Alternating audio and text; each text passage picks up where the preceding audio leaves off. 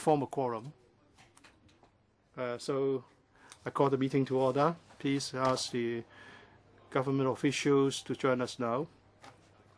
I'd like to inform members that the Secretary has received a submission from the Hong Kong Association of Banks, and it has been tabled for members' information.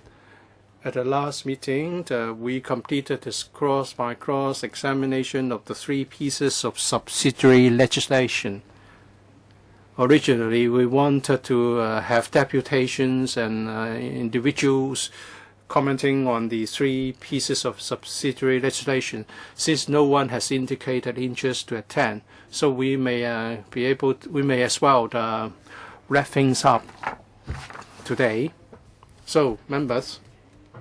All right, let's give the government team some time to settle down. I don't know if the administration has got any time to respond to the submission of the Association of Banks. We've just received the submission from the Hong Kong AB.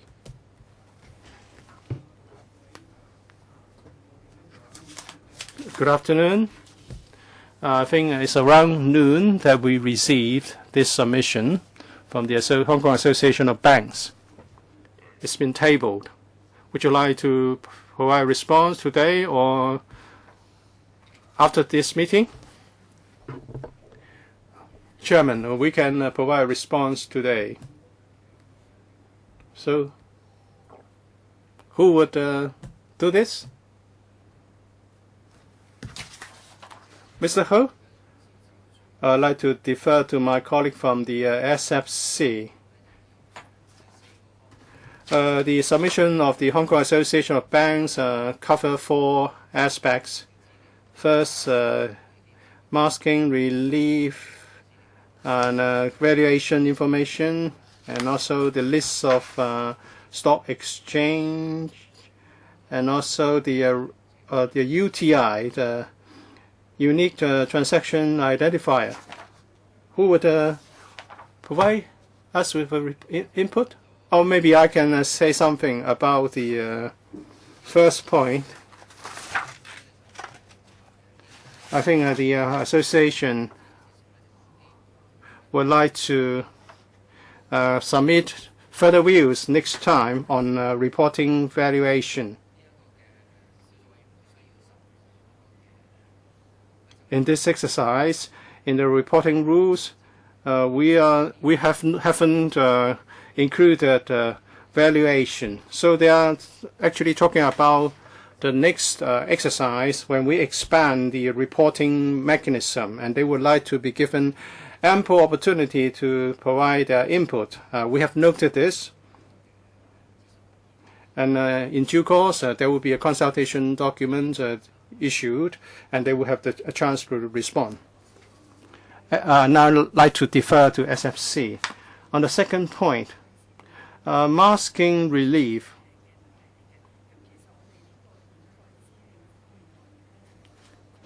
Under 2 conditions, the masking relief will be applicable.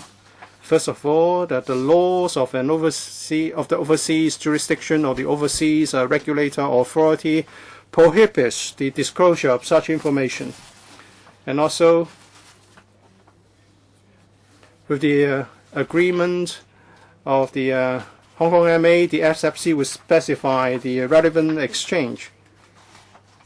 And the due diligence required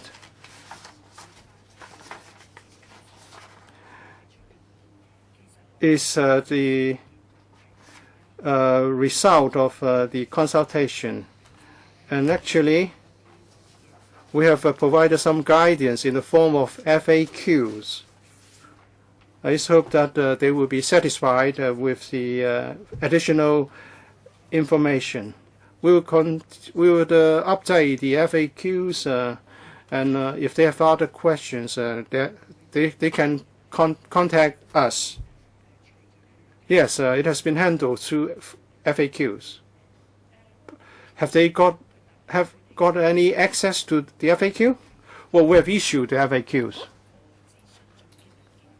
but they're only referring, the Association of Banks it only refers to the consultation document and the findings. Yes, we have issued the FAQs.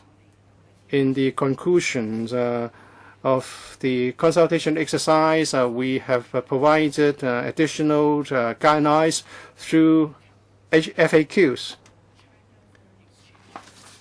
They've mentioned China foreign exchange system. Secondly, the Shanghai Clearing House. In our summary of the consultation exercise, with respect to the two Chinese organizations, we have talked to them. Well, actually, they provide service for OTC derivatives, and therefore their inclusion will not be regarded as appropriate.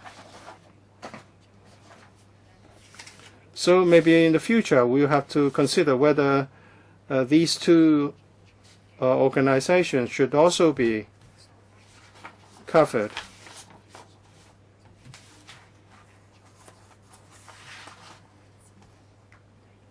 If they are trading in the stocks and not OTC derivatives, well, they will fall outside the scope.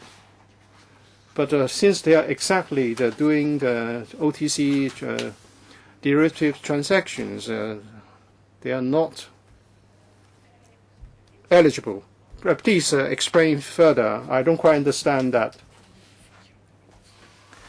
When it comes to the specified markets or exchange,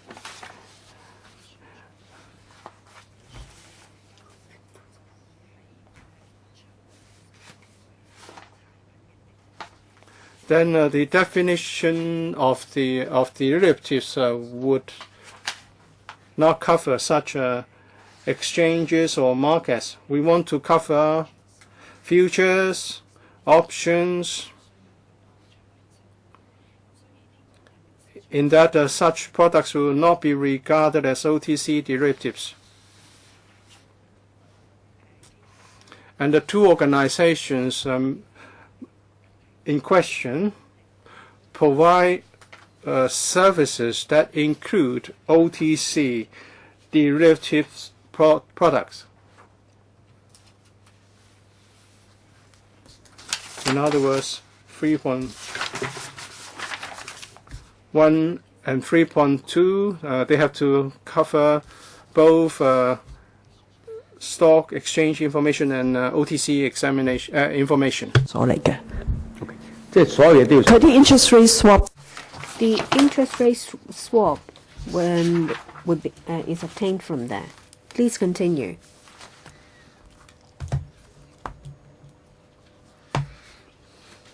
In relation to the UTI numbers, the Association of Banks think that the arrangement should be changed, and they have to change the current system before they can meet the requirements. We have had abundance discussion with the trade. For two reasons, we think that the UTI numbers should be launched, because that itself is an international standard. In main markets, including European markets and the US markets, the UTI number is one of the information to be furnished. We are also part of the OTC derivative market, so we have to put in place this requirement. And as to the reason why there is an international requirement, well, when we try to understand the latest trend and conduct analysis, we have encountered difficulties that some information may be repeatedly reported or reported to different repositories. So we need a tool to identify repeated reports so that there won't be double counting. So this UTI number is the said tool for analysis purpose, we need to keep the UTI number. And we are aware that the market would need some time to better prepare themselves for reporting. There is a grace period. It will start in February 2016. So starting from February 2016, they need to report the UTI numbers. We have already considered the need to make preparation. So they only need 8 months. Have you asked them how much time they need?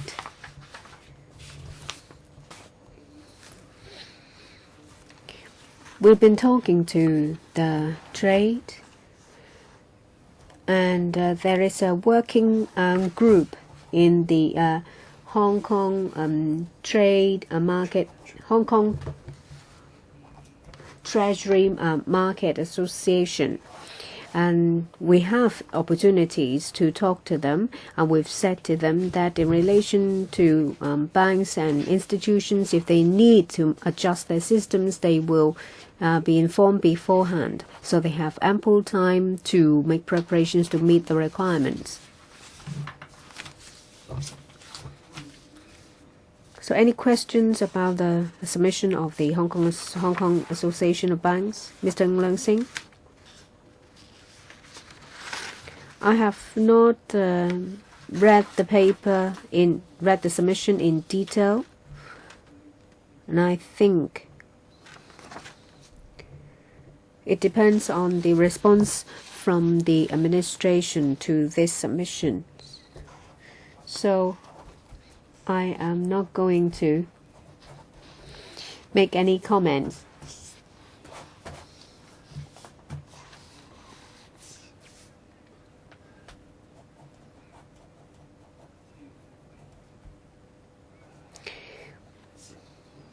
Well, let's see if you need to make any amendments to this to the subsidiary legislation in your response to the Hong Kong AB submission. Yes, you have given us your verbal reply, but you will have to reduce it into writing. I agree with that. If necessary, they will give us further papers. Let's follow up on the list of follow-up actions arising from the discussion at the meeting on the 12th of June 2015. It's paper number 1013/02. Perhaps the Principal Assistant Secretary, I would like to defer to Mr. Zhang from the Hong Kong MA.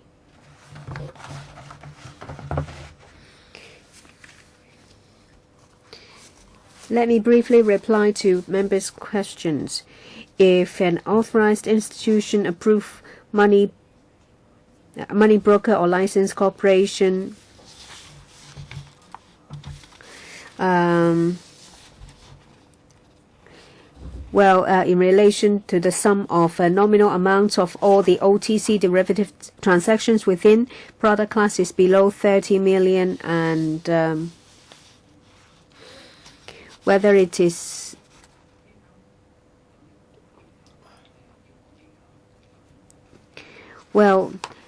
that means the authorized institution, approved money broker, and licensed corporation will be enjoy the exempt person relief if the notional amount of all OTC derivative transactions within the product class is below $30 million and does not include any OTC derivative transactions in that product class in Hong Kong on behalf of an affiliate or a branch outside Hong Kong.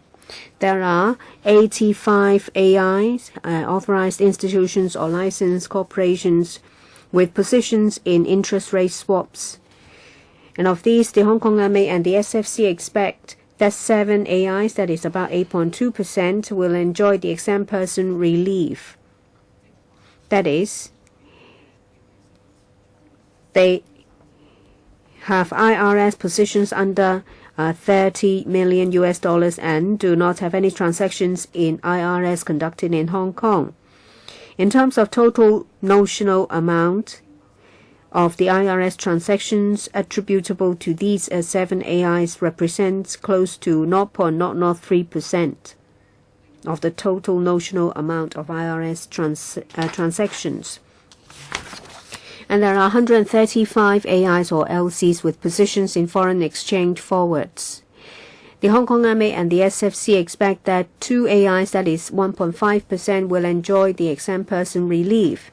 That means they have non-deliverable forward positions under $30 million and do not have any transactions in NDF conducted in Hong Kong. In terms of notional amount, the 2 AI NDF transactions attribute to 0.0014% of the total notional amount of FX forward transactions, and there are no A and Bs that have positions in IRS or NDF. Any follow-up questions? Let me ask a couple of questions. So you cover 99.997%. That means the majority of the authorized institutions and licensed corporations will not enjoy exempt person relief, so they have to report all reportable transactions to us. That means most of them will have to report the transactions, right? Yes. Oh, I've forgotten. Well, how did you set this $30 million? Well, this exempt person relief is to accommodate those that rarely engage in OTC derivative transactions. That means if there are frequent transactions, they will not enjoy this relief. When we set the threshold, if there are more than 5 in number of transactions, and for a small institution, the transaction is about $60 million dollars. Well, $50 million. That's why we come up with the amount of $30 million.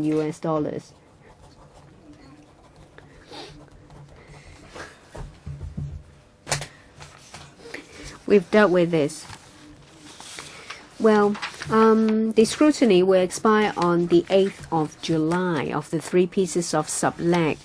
I would like to ask members, would you propose any amendments to the subsidiary legislations? If any, please inform the subcommittee. The deadline will be the 30th of June.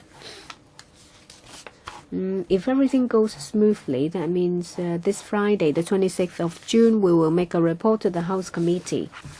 Any questions?